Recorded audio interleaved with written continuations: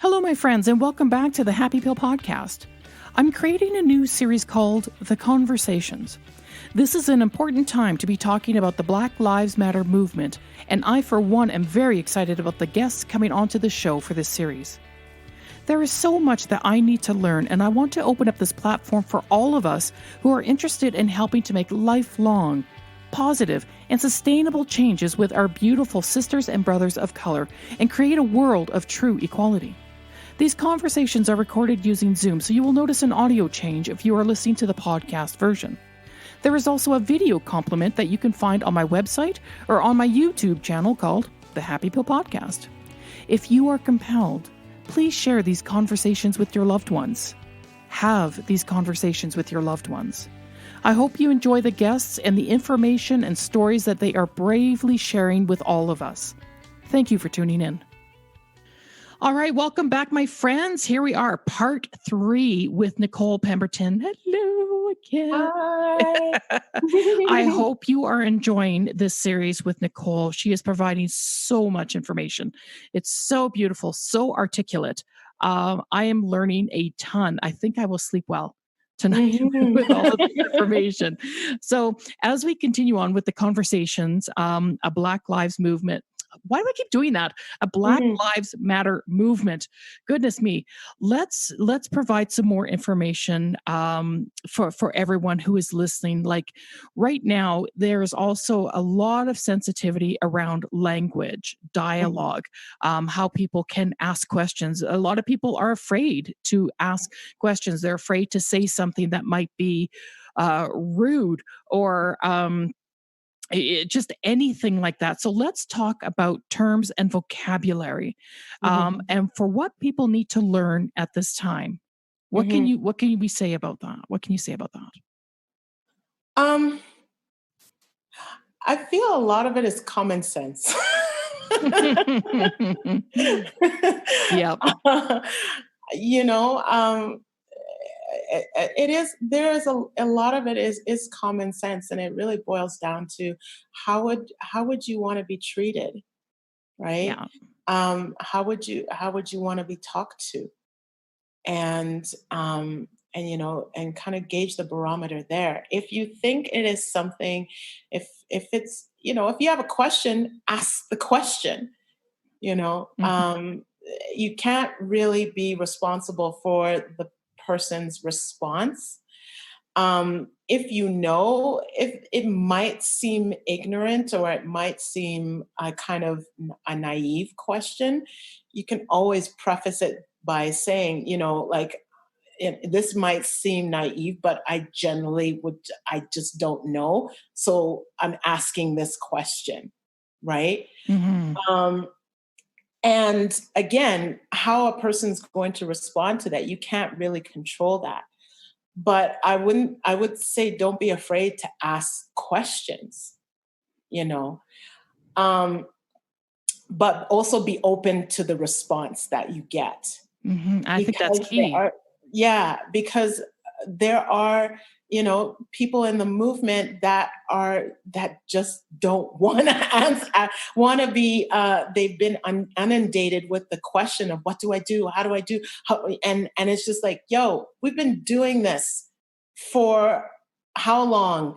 We've been doing the work. So you go do the work and then come back to me with, let's have a discussion, instead of coming blank and be like, I don't know what to do. I'm like, well, go do something. Go get yourself educated. Do some research.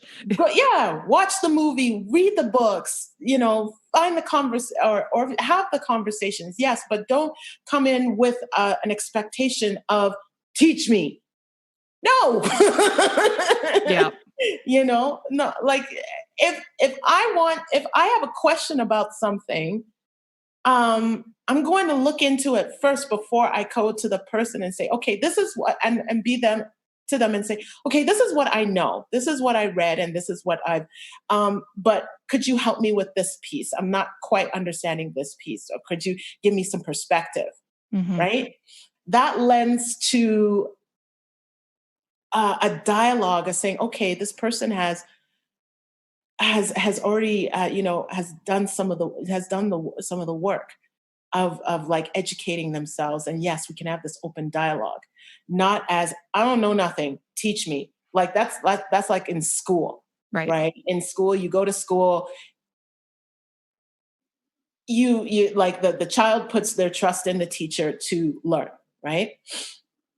However, we all know that like a full spectrum education is not just in school, right? It's in the home. It's what the parents expose their child to, and such.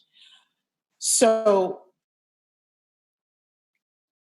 going about it with common sense, and also, also for people to do their own research, um, and then come in uh, with a space of an open dialogue, you know. Mm-hmm. Um, and I've been having lots of dialogue and conversations about, this exact thing. What do I say? How do I say it? I'm afraid to say it this way. And, we know what's genuine. We can feel what is genuine Right. and what is ignorant, Right. right? So when you're speaking, especially when you're speaking from a place that is not your experience, you want to be authentic and speak from the heart and speak with like non-judgment, and even say, look, I'm coming from it from this lens. This is what I've been reading. This is what I'm digesting right now. And then I'm opening the conversation up to really hear and to learn, and to also, do that critical thinking for yourself, so you can all be a part. We all are in this as a part of the change, a part of the evolution, the new paradigm, right? Mm-hmm. So when we regard people, the languages of like, what do I call you? Do I call you black? Do I call you colored? Do I call you this, How about melanin, or whatever? how about And Nicole? Just call you Nicole. exactly. It's like, start with the person's name. Give Yeah. the person the dignity and the respect to learn their name, right? And And pronounce it properly. Exactly. Pronounce the name properly. And that goes across the board for all cultures. Yeah. Give them the dignity to learn the person's name and say it properly, instead of saying, well, can I just call you this? No. Not Yeah. unless the person says, I go by this nickname. Yeah, well, because you're dehumanizing someone if you can't even take the time to properly pronounce their name. So if you Mm-hmm. need to repeat it 20, 30, 40 times in your head, do Yeah. it. Yeah. Right? Yeah. But there's so many terms right now. Like if you go into the States, it's African American, or Black American, or here Black Canadian, and if you get in deeper, you have brown skin girl, brown skin man, melanin sister, melanin brother, people of color, or there's so many things. And I really feel that we really shouldn't get hung up on the quote unquote right way to address people. There's obviously outdated language Mhm. that we don't use anymore because it has that negative connotation with it. Agreed. But start learning a person's name. Mhm. And I think, like you said, to preface it, Mhm. like, if they do have a question and they're trying to find a term to identify you, we talked about this in our prep about how Mhm. people need to be identified. I'm like, oh, just Ursula is fine, and just Yeah, Nicole is fine. But, yeah. like, if you were to have an identity, you want to be identified, Mhm. as someone, ask, would you like this pronoun? Is it okay for the term to be colored, or is it person of color? Mhm. If that is in someone's sphere, it's like, yes, this is how you can refer me, but you have to ask. Yeah, like if Yeah. if it's getting really technical about it in that sense, definitely ask how the person would like to be addressed Yeah. on a broad scale. Absolutely. For myself, I identify with, brown skin, brown skin woman, or person of color, or woman of color. That's how I identify, because I mean, I understand where Black comes from, because again, if you go back to you seeing brothers and sisters from Africa and how they were brought in to North America and Europe, their skin was very, very dark, Mm-hmm. close to Black color. You know, it wasn't completely Black, but it was very close. So the labeling of a Black person, you know, came from that. But now look at it, like the evolution. You know, that's not my skin color. I'm brown, right? Mm-hmm. Right. So I as a kid, I got confused. I was just like, why do they say I'm Black? My skin's brown. You know, I got a little white on that side. You know, I'll look at the other side. I was like, I'm part of you a little bit. And kids were quick to say, no, you're not. Right. You know. But I look at and I'd be like, it's brown. I think because some people are confused with different cultures, Mm-hmm. right? Like if you look at the East Indian culture, you know, or in other parts of Africa where they're not technically Black, but they are brown. So I think that's where people are getting confused. They're like, so, you know, what do I say? Okay, so you're brown. But then again, it comes to like, ask. Exactly. Just ask. Yeah. And I think you nailed it when you said, we can tell when someone's being dismissive or, you know, disingenuous. You know, you can tell when someone is really wanting to learn and not. So, yeah. So there we go. There we go, people. Let's just ask. Ask. Yeah. So here we go. So what do you think for right now, what is the best way to create change during this time and like sustainable change with this movement? What are your thoughts on that? The first part is to really do self-inventory on yourself, is the first thing. Really do that self-inventory of how you are showing up in the world, how you are, what your language is, how do you regard people in the world. What are you teaching? If you're a parent, what are you teaching your children?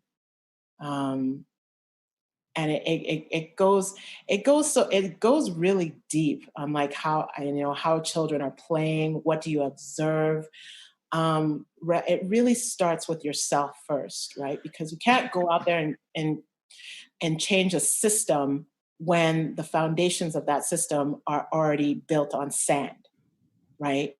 So really fortifying you, like each one of us is part of the foundation, right? Right.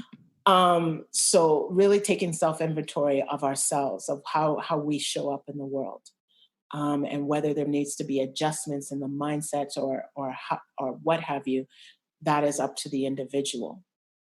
You know, it's as simple as, you know, when you go out, when you see people and you like pass people on the street, you know, if you go for a walk, do you see them? Like, do you look them in the eye?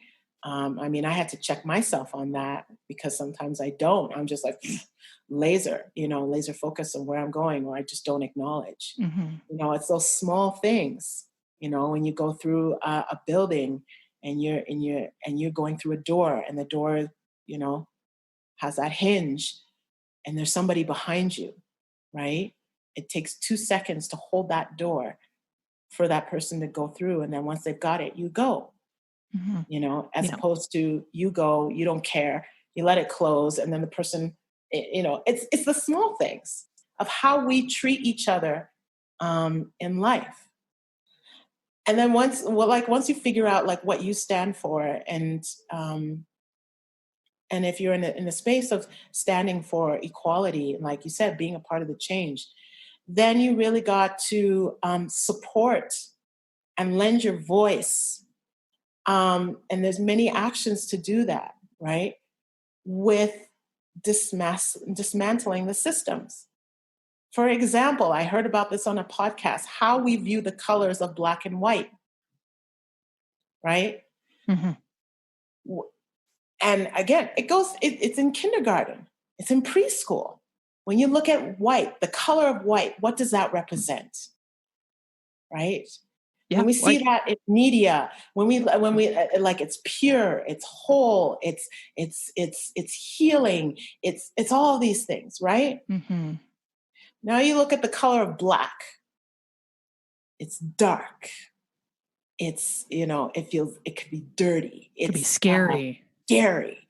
It's all these things that make you go, Right. So there's a systematic programming that is how, and we're passive about it. But if we look deeper, it's like, it's setting us up later on to view people in a certain way. Mm-hmm. Right? Yeah. So really deconstructing, looking at those things that may seem very passive, but it's like, oh, what is it contributing to? Right? And that's how we dismantle the systems. Right? Mm-hmm. Yeah. So that's number 2. Number 3, if we're going on a higher level, we're holding those places in power accountable to creating or dismantling those spaces of change.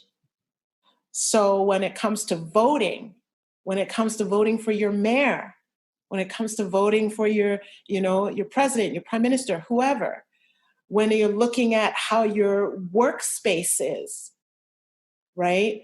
Your work culture, your community culture, what organizations are you supporting? Mm-hmm. Where are you putting your dollars in? What are you standing up for? So many people say that there's, we can't do anything because X, Y, and Z are in power. Well, who put them there? We did. Right? So we, like, as this movement is happening, it's happening because the people are coming out and saying enough is enough. And it's not just localized, it is it's spread globally. So if the people can do something massive like that, then that should tell you that as a individual and the masses, you can affect beautiful change that benefits everybody, that brings us to a place of having this idea of all of us living in peacefully, freely, equally across the board, where everybody has an opportunity. And the systems are not set against anybody. Mm-hmm. Right? Absolutely. We have the power to do that. We just, there's a momentum right now. We just can't lose that momentum. Yeah. Or else this will be like another rise, and then we go back. Mm-hmm. And then nothing will have, there will be a little bit of change, but not a lot. Right. It's Right. it's like that. It was a PBS documentary. Octavia Spencer had actually shared it. I think I was telling you about that before. And it's called Eyes on the Prize. Mm-hmm. And it was literally sharing every decade, this same movement was happening. The same protesting was happening, but there wasn't any sustainable change. Mm-hmm. And now I feel like we have a much greater opportunity to make sustainable change. Mm-hmm. Right? There's a real activism to this Mm-hmm. movement right now. Mm-hmm. So here are some here's a question for you. What are some of the meaningful ways that people can support? I would say start with looking at organizations that are in your community, right? In your city, of where you live, in your country, because there are many local organizations that, this is their mission. They are doing this work, and support them. Support them. And supporting is just as you can give a shout out, let people know about them. If you feel so called to join the organization and get involved, right? If you want to take a step further, get it, work your way into positions where you can really be a part of writing the policies or to affect change. So, like in Calgary alone, we have organizations like the Color Factor, which is organized by three beautiful ladies that have created a platform for mental health, particularly within the people of color community, right? BIPOC, and then you go across the board to to the lesbian and gay community and all of that, right? The trans, all of that. So giving a specialized space, especially for those voices to be heard and to be able to heal and do the work and reconciliation, right? There is the Black Empowerment Fund that really helps. The fund is there to help different organizations to really fund the work of equality and justice. Any Indigenous organization, Yeah. our First Nations people, like, beautiful organizations that are there to really elevate the people, right? Mm-hmm. There's a immigrant council for the arts, is a arts council that specializes in the immigrant experience and raising their voices and giving platforms, to equalize the artistic sphere, so many voices can be heard in many different platforms in the artistic community.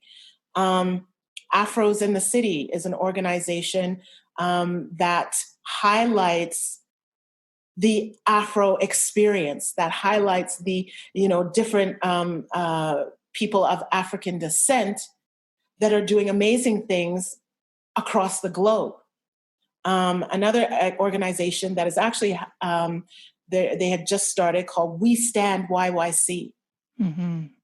Basically taking inspiration from the Black Lives Matter movement and also bringing people together locally to really increase the dialogue and the movement of change. So that's just in where we live locally. Yeah. Now, if we want to go broader, right, into our brothers and sisters in the United States, you have an organization called Black Girl in Om. Again, this is an organization, this is a wellness platform specifically for people of color, right? Yep. Colors for Change, Obama.org, right? Well, Obama, which is really nice about Obama, is that he really goes in on the direct systems and places and strategies and solutions that can be implemented in government in those spaces. Then you have the NAACP, Mm-hmm. The National Coalition for People of Color, that has been ignited since the Civil Rights Movement, right?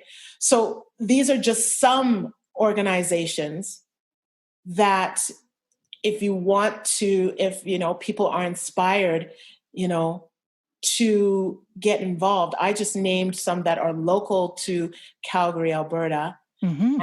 and some that are local or a national platform in the United States. Yeah, and global. And just for you friends, like Nicole has provided all these organizations, which we're going to put onto the resources page, onto this podcast, so that people can start to do the research, look at it, share it, right? Help donate, help participate, be a part of it, right? These are just some of the steps to do. These are some of the organizations, to get involved with. Yeah, get involved with. How can people get in touch with you? They can get in touch with me. You can pop onto my website, www.thegoddessmoves.space. You can send me an email. and I'm very active on social media, on Instagram and Facebook. So, yeah, just sending me a direct message. They want to explore this conversation or open up platform to have these dialogues, to really just, yeah, be a part, not be a part, but expand the dialogue and expand the understanding and expand the awareness, um, to what we're being called to right now. Yeah. This is a call to humanity to recognize the biases, to recognize the systems, to recognize the passive behaviors, to recognize the injustice. Because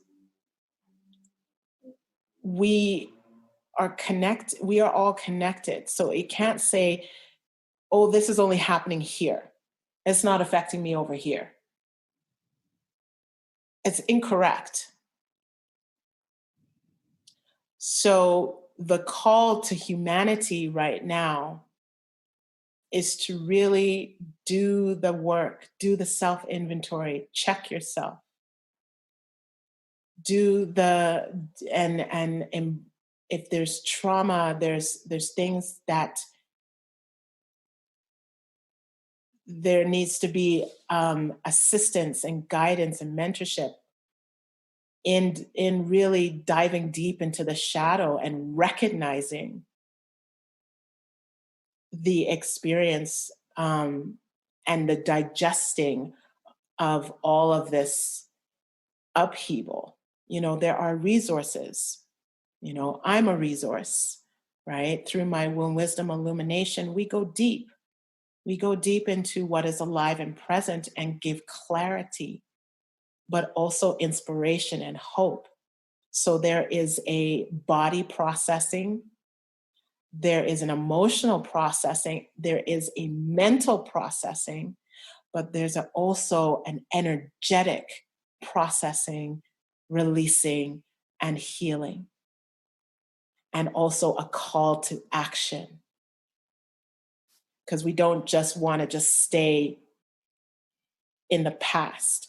We need to move forward with that active collective of solutions, Absolutely.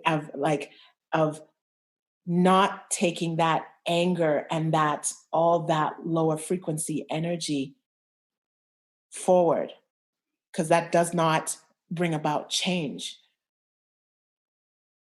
Change comes with, okay, actively being a part of the solution. So in doing the deep work with holistic practices, with working with me, with mental health, with being active, Mm-hmm. this is how we get there. Absolutely. Yeah. 100%. 100. Totally agree. Mm-hmm. I think that you've just completely brought all of this to a beautiful final close. This has been amazing. These conversations have been amazing. Your expression has been amazing, mind-blowing. And to all the friends that are listening, like all across the world, thank you for taking time to listen to Nicole. Thank you for taking the time to open up your heart space, your mind space, your energetic space to receive the information that Nicole is providing here through her story, through her experiences, and through her work and her advocacy work.